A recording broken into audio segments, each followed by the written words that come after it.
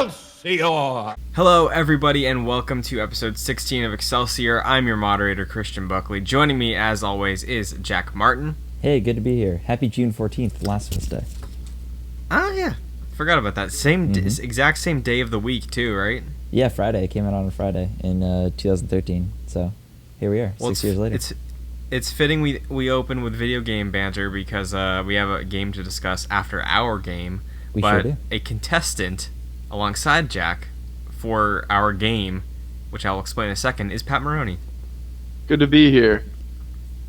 I Good feel like to I have should you come back. up with something to say because I've been back a lot, or I've been on like every episode, and I just don't know how to introduce myself, so I steal Jack's. It's summer. It's a low key podcast now. It's a low key intro.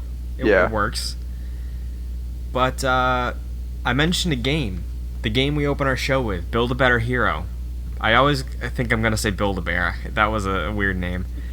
So far, out of the past couple episodes we've played this, I have supplied both of you with superpowers, 2 specifically, 4 total, and you've selected 2. So far, we have Wolverine's healing factor, and last week it was either Mr. Fantastic Arms or Vision phasing. So we have Wolverine's healing and Vision's phasing. Mm-hmm. I want to make you guys pick a lesser of 2 evils now. Interesting. So we gotta have a weakness. Are we doing character flaws? No. I want to do something like that just kind of sucks. Okay. So okay. Either your powers are so strong that, like Rogue, you can't touch somebody or it will kill them. Or every time you use your power, like Giant Man style, you need like a 4-hour nap. That one. 4-hour nap? Like the orange slice Yeah. one. Because that one, for sure. It's funny because I watched Ant-Man and the Wasp last night, and he goes giant for like a handful of minutes and passes out. Mm-hmm. And I remember, I think in New 52 with Superman, Pat, you might be able to help me with this. They gave Superman, in like an effort to nerf Superman, they gave him this like super OP power that if he uses it, he's like has no powers for a full day or something like that. I haven't come across anything really like that.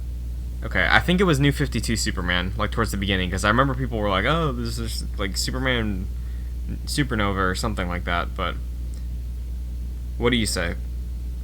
I need 4-hour naps for anything. Okay. If I was this guy, I'd go with the 4-hour naps. Okay. The Solid Rogue choice. one I'd probably pick the same thing. The Rogue one is just so awful. Like, I always feel for Rogue in any kind of X-Men incarnation, because she like can't have that basic human function of like touching people, so that's pretty depressing. You gotta wear like weird gloves all the time. Mm-hmm. Usually when they use their powers, like when any superhero uses their powers, they probably need a nap afterwards. Yeah, they work out. That's like their workout every day. Yeah. But another thing that this makes interesting our previous 2 choices, because Jack had mentioned a lot last week how he would use phasing to get into concerts or just sneak into events. That's off the table now. You can't just sneak into a concert and fall asleep. Interesting. Yeah. I know we're not taking superhero purposes with this. Interesting. Yeah. I'll say I'll slightly modify it. It's like after you use your powers for like a thing, like a normal length superhero fight scene, then you'd have to take a 4-hour nap. Okay, so like a quick in and out is just like I just did like a long run. Yeah, it's like you did. It's like for phasing through a wall for convenience, it would be like bringing all the groceries up in one trip. It's like it's kind of exhausting, but like not really, and then you're good after 30 seconds. So Okay. all right, I will That's not continue bad. to try and make this hero as crazy as we can, but So we're still This kind of week- just making Goku. Oh my god, you're right. He sleeps all the time. I didn't think of that. Alright, well, I'll try my hardest next week to not make him Goku. But before we talk Civil War 2, which is the focus of today's episode, I want to have an open-air discussion with you two about Marvel's Avengers. It's fun. We have the film Marvel's Avengers, and now Marvel's Avengers, the same title, is going to be used for a game that comes out in May of 2020, May 15th to be precise. The PS4, the Xbox One, PC, Google Stadia. Did you guys both saw the reveal trailer, right? Yeah, I saw the trailer and I watched the conference live, the Square Enix conference. Pat, how much did you see of it? Did you see them, like, any of the interviews after the trailer live, or did you just see the trailer? So I saw the trailer, and then I watched a bunch of, like, YouTube breakdowns, including yours, which was really good. Shout out. Link to that in the description, maybe. That's not my decision to make, but yeah, I'm pretty familiar with it as a whole. Cool. So, I want to say, like, general impressions, because I know this is getting into, like, video game industry talk. That press conference I thought was the best one out of E3, probably up there with Nintendo. But the Square Enix showcase opened with Final Fantasy VII Remake, ended with Avengers, and the Avengers block I feel like is kind of like splitting people up, where the Final Fantasy block was like everybody seemed to love that, and this is more split. So I want to know, like, general impressions. What did you both think of that showing? So as someone who doesn't like, I shouldn't say that, is not familiar with Final Fantasy, I was more impressed by what they showed, because they actually showed something. Avengers was announced in 2017, so 2 years ago. And they basically showed it off with a CG trailer. Yeah. Kind of showing nothing. I think it said it was in-engine, right? No, in 2017. Oh, right, correct, yes. Just like, they just showed the title, and they showed, they had a voiceover, like and they showed, weapons like, and stuff. the shield and weapons, yeah. And then at E3 this year, they showed off an in-engine trailer, which to me is, like, it's better than CG, but to me it's the same thing, because I came in last week saying that I was nervous about this game and I need to see how it plays, and I came out of E3 feeling exactly the same way, maybe even a little bit more concerned, because I have no clue what this game looks like or how it plays. And I've heard some mixed things from people who have seen how it plays behind closed doors. Pat, what about you? I guess, I mean, some of the footage did look like it was, like, kind of mock gameplay. Like, it was in-engine, just kind of like, all the combat that I saw in the trailer looked like, you know, when you play a game and sometimes the character has a little animation before you can, like, fully control them. Yeah. That's what everything looked like to me. Like when Tony was flying with Thor, or when Hulk was doing Hulk things. But I don't know. I feel good after watching it. I like the story was interesting, and also there's that chance for that tie-in with the Spider-Man game. Right. Seeing that it's kind of matching with that storyline. So I just don't know.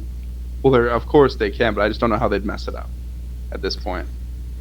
Yeah, I'm pretty confident, I guess, right now, because everything they've been saying about it is like dream scenario for me, because it's, from what I've heard about the behind closed door demo, it's like the story and the teamwork aspect and the as far as the Avengers feeling like a unit comes across perfectly, and like each character looks like they play distinctly like that character. It's not like Captain America plays the same way Iron Man does or the same way Thor does, and Cap and Black Widow even play different from each other. So that distinction I'm hearing is like good, and they nailed that aspect of it as far as like seeing it, because nobody got to actually play it. It was demoed for them. I actually did see some bootleg footage that looked. Of course, like you did. You sent me that, and it was taken down on before I got to see it. Yeah. So as far as what I saw, those reports sound accurate. Like, I saw Captain America looked like Batman Arkham style combat of just him like beating some people up, parrying, stuff like that. Hulk, I saw a little bit of Hulk. Hulk was running and jumping, and he did like a big like slam and stuff like that. And then this thing that was most clear to see was Black Widow, and Black Widow was like fighting off against Taskmaster, because that's who the guy was that was doing that attack in the trailer. And she was flowing in and out very easily between up close CQC, running back, dodge rolling, and then like whipping out the pistols and like bam bam bam bam bam. So that was cool, and like it did come across as each character feeling unique. But yeah, I'm interested in the concept of it. I'm glad that there's both sides of it, because in that conference they did say there's the campaign, you only play it by yourself, you play as each Avenger. To progress the story in each area, you have to play as a certain Avenger to progress that thread. But when you play your missions with your friends, which is where it gets the Destiny-like Anthem game as a service sort of thing, Division style, that's when you get to be, okay, I'm only Thor, I want to level up my Thor, make him look the way I want him to look with gear or costumes, and invest in the skill tree separate from the campaign. So I remember last week, Jack, we were talking about your history with games as a service style games. Mm-hmm. Does the fact, or I guess the presentation of the choice in that way of the campaign and the multiplayer option, where the multiplayer and campaign seem to be both like wanting to be expanded as time goes on, is that like appealing to you, or is it worrisome? It helps. I don't like how some games like Destiny are like intertwined with multiplayer and single player. Like that game, Destiny, you essentially have to play with people. They say you can play alone, but it's not as fun, and it is a lot harder if you play alone. This, it seems like it's more divorced, where you can play the campaign by yourself. Mm-hmm. And it's like kind of meant for that, and then go on and do multiplayer stuff outside of that. Mm-hmm. That's kind of how I like games, so I hope it's more like that. I will say I am incredibly nervous about this game, because it's a year out and we haven't seen gameplay, and that is a really bad thing. Yeah. And take a game like Cyberpunk, and that's another year out, and last year they showed a 30-minute gameplay demo and it looked awesome. I know that's kind of apples to oranges, but it is absolutely worrisome to have a game a year away and see no gameplay, and to them purposely show gameplay behind closed doors to people, because I guess they think like it's not quite ready to show people worldwide. I think that's a huge issue, and people should be worried about that. Could that just be Marvel though? I think it could be just them trying to protect it from a negative point of view, or a negative bias, I guess. Because even with that 30-minute Cyberpunk demo from last year, initially at E3 that was shown behind closed doors, and the reception was so good that later that summer they were like, okay, yeah, here's the thing that we showed everybody. Yeah, I will say this will come out later this summer, or soon, I think. Oh, the demo they showed? Yeah, definitely. That's just usually how it goes. Yeah, I could see, because they did mention in that conference that PlayStation has some exclusivity deal with them. Mm-hmm. I could see maybe like a late August state of play presentation from Sony, and it's being like, hey, the end of the state of play, there's going to be like a 6-minute Avengers block where we show you like an update of what's been polished and like maybe some gameplay of that bridge sequence. But yeah, it's curious that they've waited this long, and now in retrospect to Monday night shown so little, when it is less than a year from now. Yeah. It's May 15th. It's less than a year, and we haven't seen what that game is, really. It's people talking about what it is, and we haven't seen it put into practice yet. I just realized it's June. Yeah. That just happened to me. That's what being home for the summer does to you.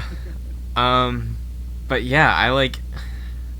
Because the thing is, we talked about this last week. I was hopeful that it would be a really cool story, which it seems like it is. The way they're presenting it, it seems like it's a unique way to tell an Avengers story.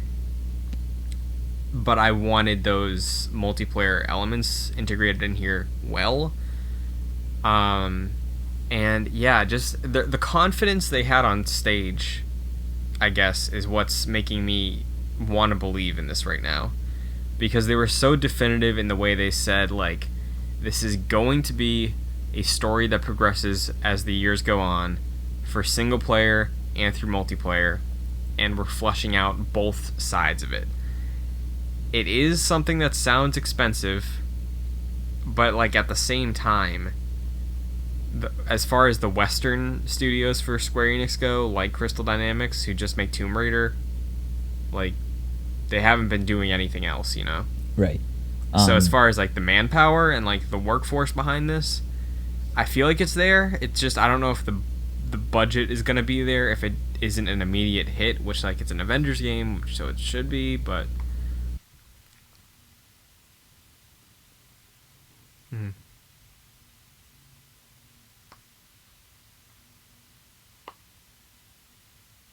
Oh, yeah.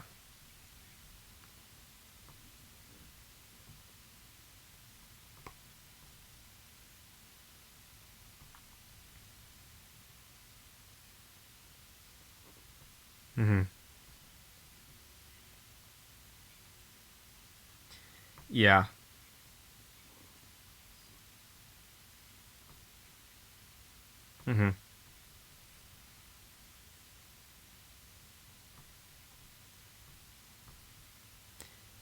Yeah, and another piece of info that came from those interviews and those presentations was the combat director. They brought him on stage for the E3 Coliseum, and he was talking about how they started with which characters are going to be in the base version of the game, and they, like, the entire thing started of, we have to make each character play the way these characters would play. So that motivation that was there with Spider-Man seems like that was the foundation for this, and then they just built the story and the set pieces on top of that. So if it's just, like, still slowly coming together right now as far as, like, all the individual pieces, maybe that's why they didn't show it. I will say, though, as far as the combat goes, I'm happy that the guy doing, like, leading combat for this game is the same guy who, I don't know if he led combat, but he worked on combat for the recent God of War. Mm-hmm. So Thor, so that hammer, yeah, is gonna feel really, really good if you can judge anything off the axe in God of War. Definitely. So, is there anything else you guys wanted to specifically talk about from the info we know now with this game? I thought it was funny how people were talking about Hawkeye not being in it. Yeah, yeah. Like, on stage, people yelled at the presenters, "Where's Hawkeye?" Mm-hmm. They addressed that a couple days later. The guy, Bill Roseman, who did some PR stuff for Spider-Man too, because he's the Kevin Feige of Marvel games. He said, he was like, "Oh, we love Hawkeye. We know it. Like, just keep listening." So, like, maybe he's in there somewhere. Maybe he's the post-credit teaser. I don't know. Maybe that'd Captain be an America awful post-credit, I think. Yeah. To have he's Hawkeye. the secret character, or maybe, like, Captain America really is dead, and they have to go get Hawkeye to be back on the team. Yeah. I don't know. I feel like if anything, they'd use Hawkeye. I feel like he wouldn't be a part of the team because he doesn't really have, like, his whole persona is built around long range melee. Like, I feel like it'd be a cool mission where you're playing as Hawkeye, just kind of doing stealth stuff and sniping your way to an objective. That would be cool. Yeah. Like, the thing is, having this team and these different play styles makes me so excited to see what they do with set pieces. And talking with you guys now about this, like, Jack, what you said about, like, it's less than a year now, and this is still all we have. Like, I feel like the game might probably get delayed. Possible. You know? If by the end of the summer we don't see more from this, then I would start betting that it gets delayed. Yeah. Maybe not out of 2020, but... No, I think this might be one of those games that's PS4, PS5, Scarlet, Xbox One. Mm-hmm. Cross-gen. Yeah. I was talking to a couple other people about this, too. I feel like this is a really good ad for Google Stadia. Mm-hmm. Because, one, Stadia is like this weird thing now that it's not going to be like, oh, you have to upgrade it whenever, like a PS4 to a PS5. Also, if this game does have multiplayer like cross save, and I can have my same Thor on my PS4 and on my Stadia account, when I'm at work, I can just whip the phone out, pull out a PS4 controller, and like level up Thor. Yeah, that'd be awesome. Which, like, it seems like an awesome idea, awesome concept, but again, that's what it just seems like it is right now. This game just seems like it's a concept still. So. But that's where that's where it kind of sucks, where you run into the realm of like PS4 exclusives. Because I feel like PS4 exclusives their biggest selling point would be like a Spider-Man. Yeah, and I don't think I feel like they'd have to take a major character like that to, someone call it an exclusive. Yeah, well, like, if we want to look at Destiny, because Destiny still had the PS4 exclusive stuff, Destiny had, like, you can only get this gun random, like, you have a chance of getting this gun, but you can only get that if you're playing on PlayStation. I think Destiny and Destiny 2 each had an exclusive strike, so just like a mission you go on with multiplayer. So I could see them lean into that instead of doing characters, but like, I feel like a character, I think there's probably going to be like one character that's either a pre-order bonus or like a exclusive on PlayStation only thing. So I really don't know, because they did say it was going to be an expanding roster over time, and it just seems very ambitious. A little too ambitious. Yeah. And like talking about it now. Oh, also I wanted to ask, what do you guys think of the way they look? Because that's a big popular Twitter thing right now. Cap's a little too beefy. Cap is beefy. That's my only complaint. Yeah.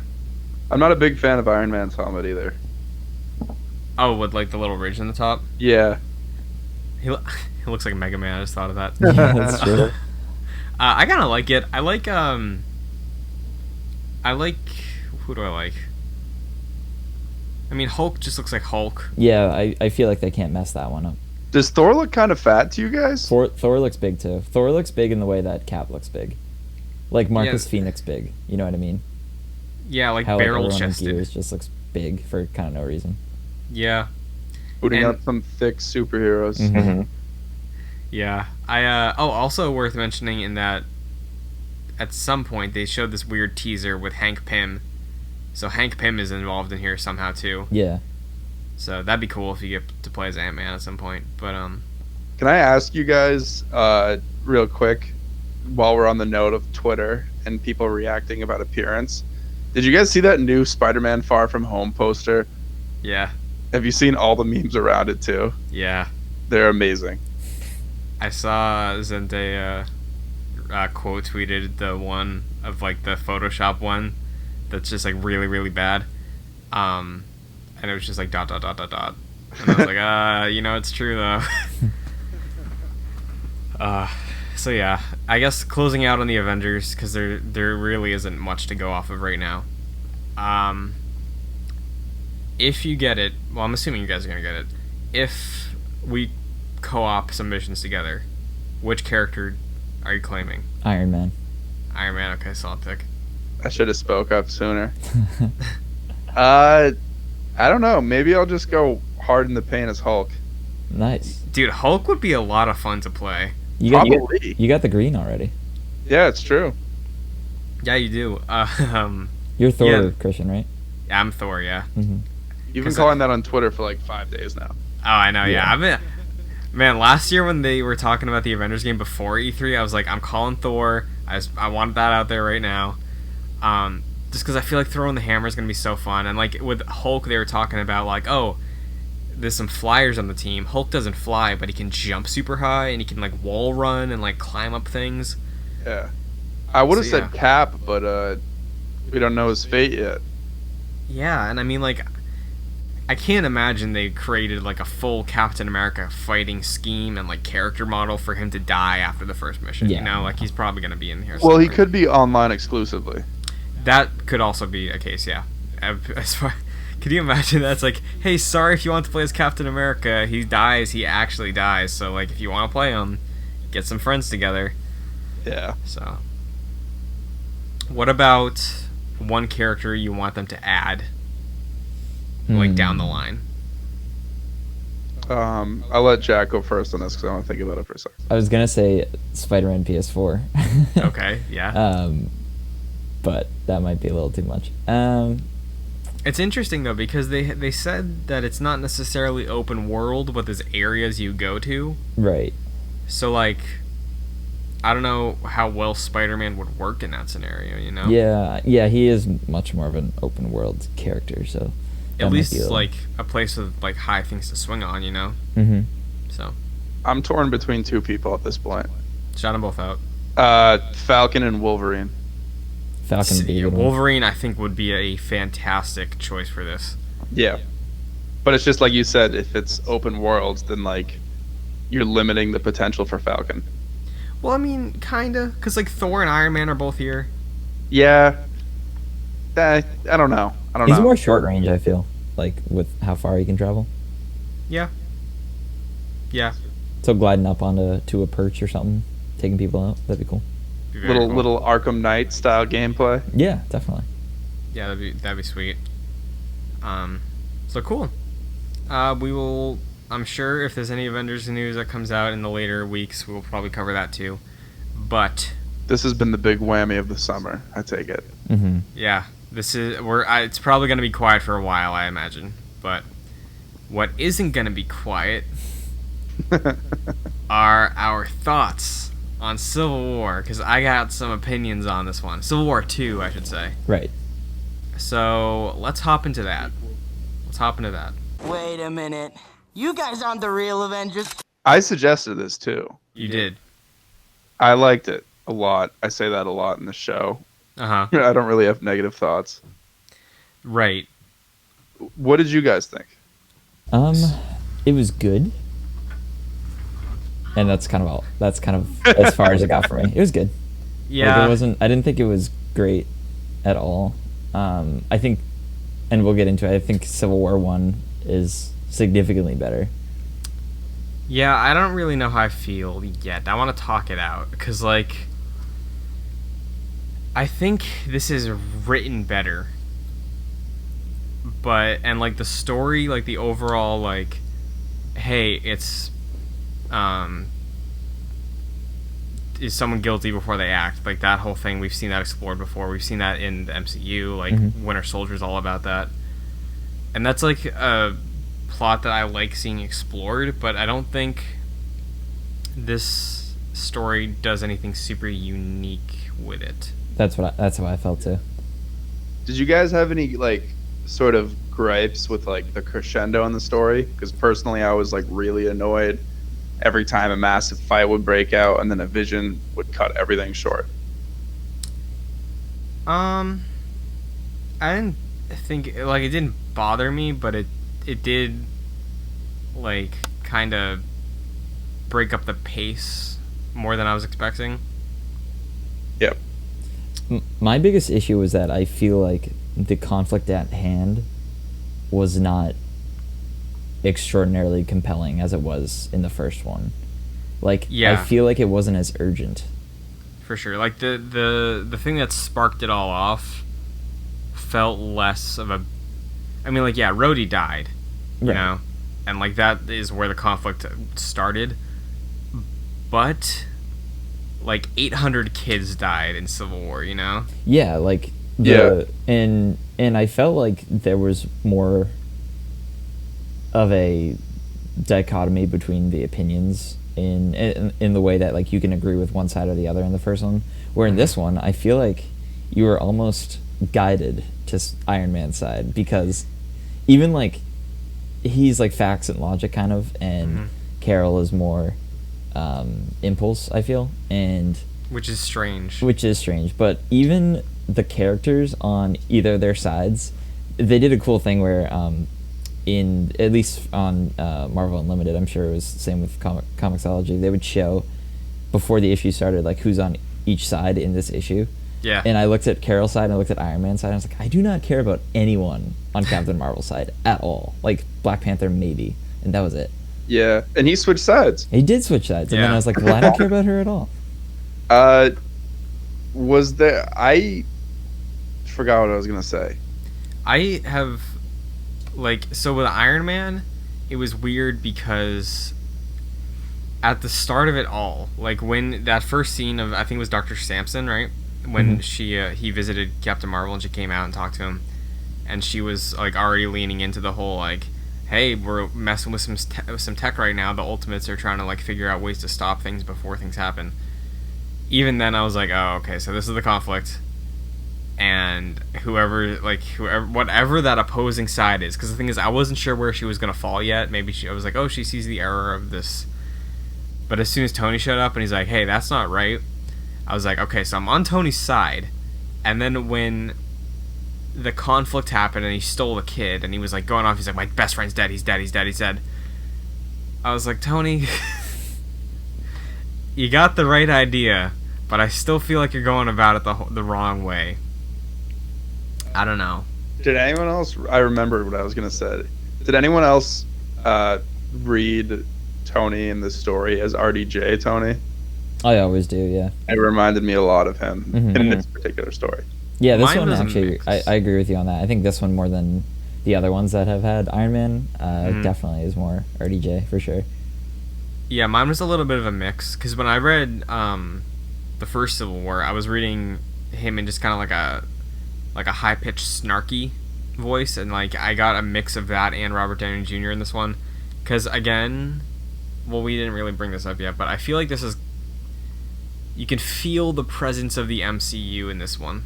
Definitely. Personally. I was going to say something like that. Like, I feel like they took, this is in, what, 2016? Yes. 17? Oh, okay. Yeah, so it came out during the, like, almost height of the MCU, so they can take from the MCU and kind of what people are familiar with in that film universe and put it into the comics, especially with Iron Man, but even more so for me with Star-Lord. That was written as Chris Pratt. For me. Oh, for sure, yeah. Mhm. Yeah. It was odd that we didn't see any Peter Parker really at all. And it was all centered around Miles Morales. It was more Miles, yeah, definitely. Mm-hmm. And I'm not familiar with like the current run of things, but does he have more of a presence than Peter does? I mean, I have no idea. I know they both have their own books. Like, I'm pretty sure Ultimate Spider-Man is still Miles, or Yeah. that might be rebranded to be like Miles Morales Spider-Man. Mm-hmm. But the Amazing Spider-Man is still Peter. So Yeah. they both have their own runs, and I know Peter's like character arc got reshifted and refocused to be more like friendly neighborhood instead of big grand scheme. Right. So yeah, though, I like just like even the way like it was all presented, I guess, as far as the relationships between characters and the way they bounce back off each other and their like everybody's attitude, I was like, this is much more toned down than like what we talked about when we talked about Civil War, of like, oh, I'll help you, Goliath, like that kind of thing. Yeah. This was much more grounded in a way that was kind of familiar, and I think that's why I saw the MCU comparison.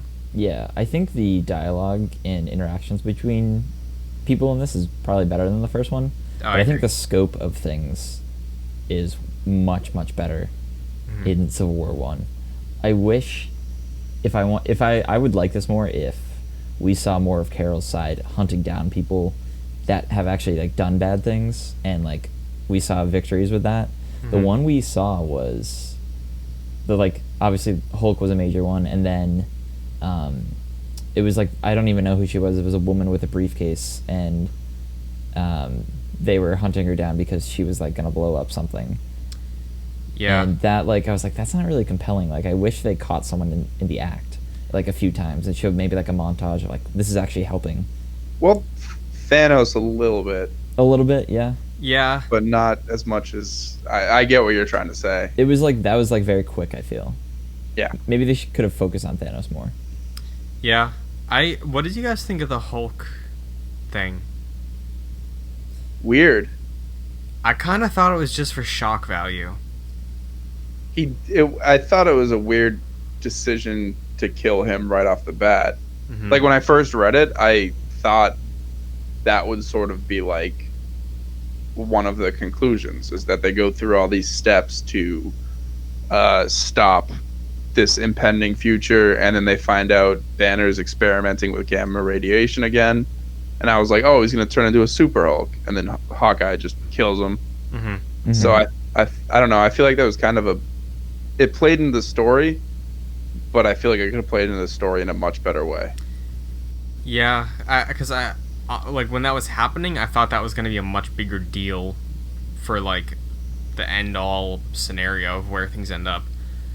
But yeah, it just came across to me as like being in there to make stakes, you know, because like with the original Civil War, the stakes were like the friendships of Captain America and Tony Stark and like the rest of the Avengers. Mm-hmm. And the MCU, or sorry, I just default to MC for Marvel Universe. The MC. The MC, yeah, or the MU. With this, because the thing is, Marvel Cinematic. I kind of went into this with weird expectations because of Civil War. Like going in, I was like, do they feel like they have to top Civil War if they're calling this Civil War 2? Is it gonna, like, are they gonna try and make it as iconic? And I guarantee you, like, 15 years from now, nobody's gonna be bringing up Civil War 2, you know? No, I don't think this really warranted the Civil War title. Yeah. I think this should have been called something else. Do you and we brought this up with the Marvel stuff, and we've talked about this over the weeks, talking about comics and how the movies have played off each other with this. Like, Marvel kind of hushed the X-Men out of existence for years after the MCU started. Mm-hmm. With this, like, do you think they just called it Civil War 2 to get in on the hype of the MCU? Because this could have been called, like, something else to make it its own event. I think definitely they did that for the MCU. Because this came out, like, probably, I mean, the same year, so it was probably coming out as the movie, like, was releasing. I think so, yeah. So, yeah, definitely, I could see that. It is a little weird to me, now that you mentioned that it's called Civil War with Carol versus Tony, and everyone kind of relates Civil War with Tony versus Steve, especially since Steve Rogers is a bad guy throughout this entire story, essentially. It feels like down the road they could have used Civil War in a different sort of story. Mm-hmm. Yeah. Christian, you were mentioning the X-Men. Yes. And I'll make a suggestion. We don't have to follow it for next week. Mm-hmm. I really liked the Old Man Logan appearance in this. Okay. And I've been dying to read that for a while. That's one I still haven't read. Yeah. So, if we want to, keep that on the back burner. I'll put a pin in it. Cool. I'll figure it out when I'm editing. Hell yeah. So yeah, I guess this is also a transition with the X-Men not being in the picture and Marvel desperately trying to make the Inhumans happen in the to the 2016 times. Oh, jeez. The Inhumans plotline here, I didn't feel for like any of them, and I don't know if that's just because I'm not really familiar with the Inhumans, but I don't think they were presented in a way that made me feel for them the same way some of the other characters in the original Civil War that I didn't necessarily care about made me empathize with. They read very robotic to me. Yeah. It, like, in a way that a lot of, like, unearthly creatures do in a lot of, like, science fiction, like, novels and stories and stuff like that. I just didn't really care for them. I think a lot of that is because I don't know them. Mm-hmm. So... It seems primarily surrounding Medusa, too. Mm-hmm. They didn't really divulge the other characters that much. Yeah, well, I mean, like, she's the leader representing everybody, and, like, I guess that makes sense if you want to have, like, Tony's representing that side, Carol's representing that side, then Medusa is, like, the intermediary of, like, where the whole conflict started. Yeah, but then even again on, like, Tony's side, you had multiple players. You had Steve Rogers. You had I forget which side people are on now, because again, there's a lot of characters in this, but yeah, like Miles, Steve.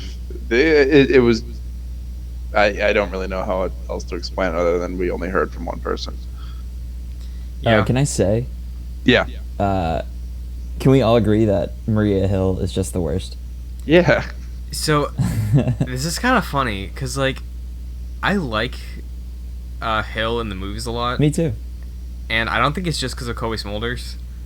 I think that character is unique because even like different from Coulson, where Coulson was like, "Hey, I'm like the blue collar guy among all of these SHIELD agents."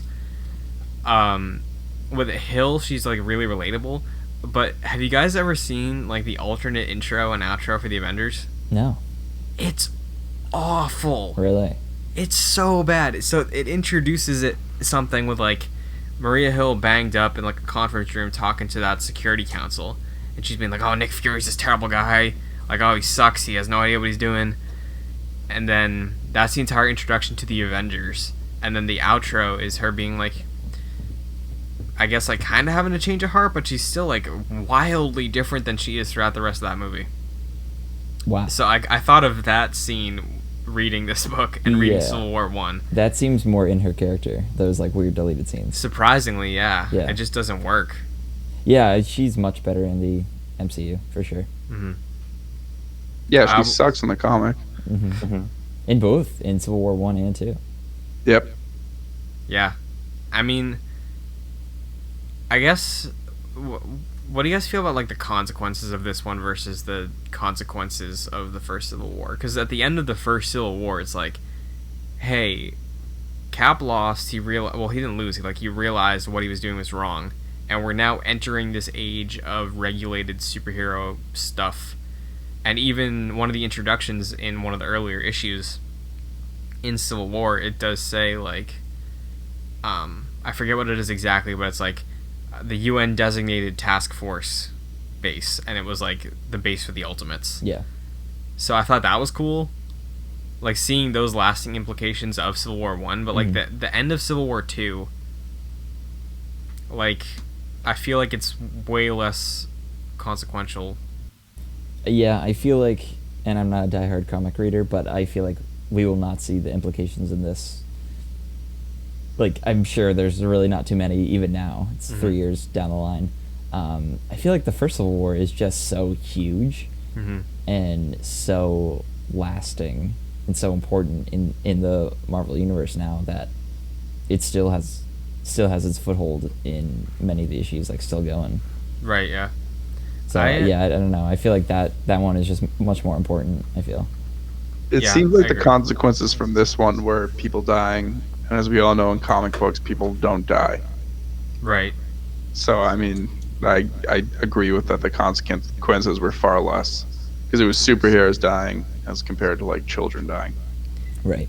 Yeah, and I think that's why I thought it was for shock value, like with the Hulk specifically, because if that's your consequence, like,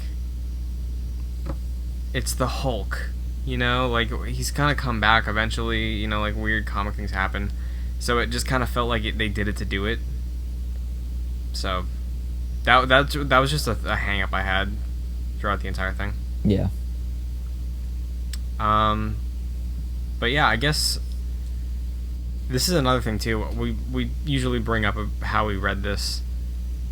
I read it in one sitting, but the way it was presented in Comixology was you get like a prologue that sets the tone for everything and like touches on that kid turning into an Inhuman, Ulysses. That was his name, right? Ulysses? Yeah, Ulysses. Okay.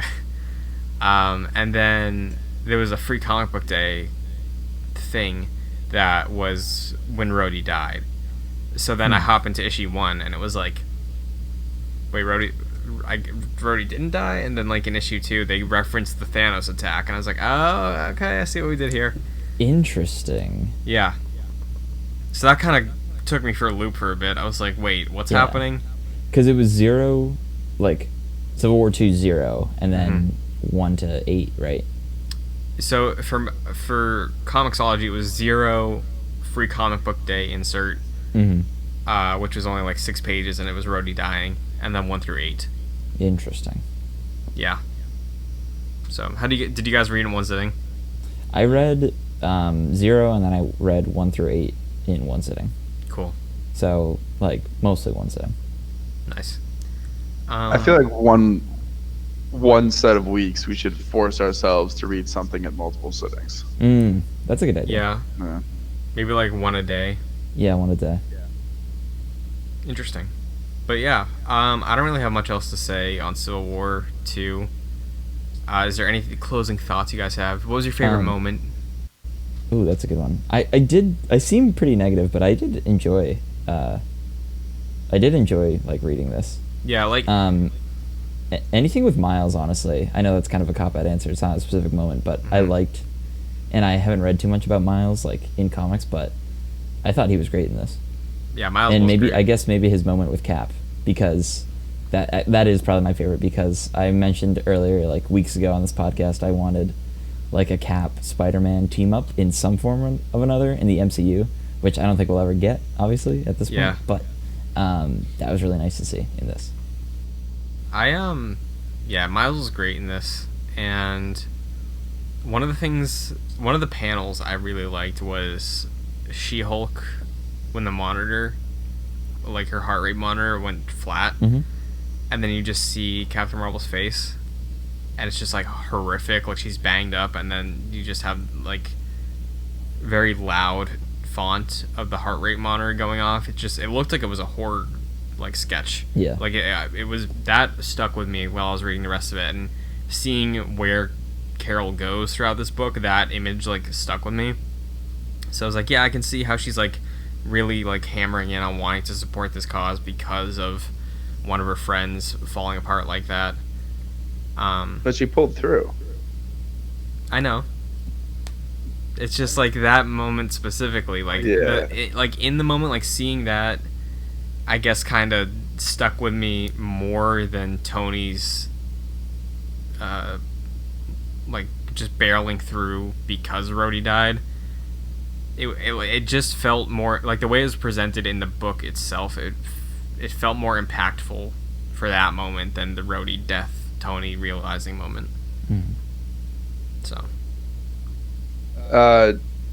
I guess my favorite moment would be the moment where it's unanimously realized that Carol lost control. Like, you know, that one like page where it was Tony being like, the shield was, or not the shield, the suit was literally being broken up, and you could see Tony's body inside it, and you had everyone else who was there's reaction to it. I don't know, I like that moment a lot. I'm not really good at breaking things down from an artistic standpoint, but I did like the art here though. Like the art in this book I liked. It was very clean. Yes. Yeah, I kind of honestly, I think I like the art in this more than I like the art in Civil War. Just because it felt more cohesive. I don't know. But, and yeah, I feel like I've been saying a lot of negative things about this one too, but the problems I had with Civil War 1, I feel like they kind of fixed in this one, as far as like the way it's all presented and like the logic behind everything. But the things that I loved about the first Civil War just kind of felt absent here. Like the really consistently good and consistently occurring character moments between people. And I think a lot of that comes down to what you guys were talking about, of like, it just feels less like, it feels like a lesser deal. It does, yeah, it does feel a little bit lesser, and that's kind of my major issue with it. So, does anyone else kind of get the feeling that this book was setting up for future events? Like, maybe we didn't really get the resolutions that we would have hoped for? Yeah, I could see that. Because that vision that Ulysses had of Miles holding Cap, I mean, we're not submerged in the MCU, so that could still, or not the MCU, the MU, the MU, that could have happened like last year. Right, yeah. So yeah, I mean, again, we have been knocking it. I did like it, but I didn't like it more than Civil War, or even. But when I read it, like before, I thought about it critically. I liked it more than Vision. But then when I like read it again this week, I was like, okay, Vision definitely had a lot more going on. Yeah, and I do think this was a good pick though, just to see like where Marvel's at now, as far as their main run of things. Yeah, it is pretty recent. Yeah. So 3 years. Yeah, true. I mean, it's weird because I feel like when Civil War 2 got announced, it was like, I feel like I remember that. Like, that was, it seems like it was very recent, but as far as a modern way to tell a Marvel event goes, I liked having this one to experience. Yeah. That movie came out, or that book came out a president ago. Jeez. Oh my god, yeah, you're right. I miss those days. So, would you guys like to stamp some scores on this thing? Sure, let's do it. Okie dokes. I'll go first. I'm gonna say 7. Okay. I'll go. Okay. I'll say 7.5. Okay. I will also go and say 7.5. Okay. Because I think I gave Civil War 7.5. So I had to bump this one down a little bit. So as it stands, again rounding up because we do a 20-point scale, 7.5. Official Excelsior ranking of Civil War 2. Nice. Good job. Good pick. I liked reading it. So Yeah. I had a good time with it though. I think the best way to measure this book is on the bathroom scale, where if you're reading a book you really like, you'll hold your bathroom break until it's the absolute minute. And for this, if I felt the urge to go to the bathroom, I'd just be like, I'd get up and put it down. Yeah, I agree with that. I wasn't hooked the same way I've been hooked with a couple other ones so far. Definitely. So, as far as it goes, that is our discussion of Civil War 2. Next week, stay posted on what it will be on our Twitter account, @ExcelsiorJC. You can also follow us on Instagram at the same tag. But, thank you, both of you, for joining. Is there anything you would like to shout out? If not, what's your Twitter?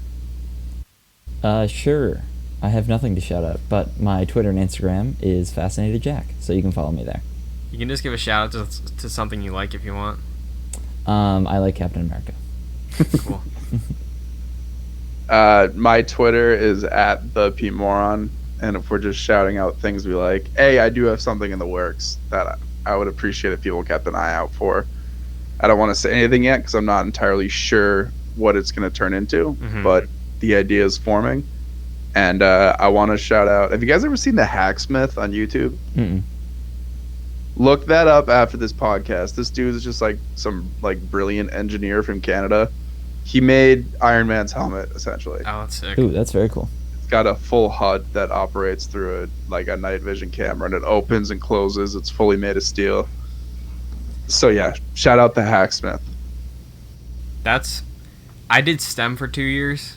Yeah. Stuff like that makes me wish I didn't stop. Same, dude. I was an engineering major for a year, and now I'm a journalist. Like, Yeah. I could have built an Iron Man suit. I could be Tony Stark right now. Yeah, well. Thank you all for listening. I hope you enjoyed this episode. If you want to follow me on Twitter, my @ is Chris N. Buckley. You can follow the show on Spotify and iTunes and on YouTube on youtube.com/joyclicks, or you can look up Excelsior on podcast services. But, again, thank you for listening. Thank you for joining. And until next time, Excelsior. Excelsior. Excelsior.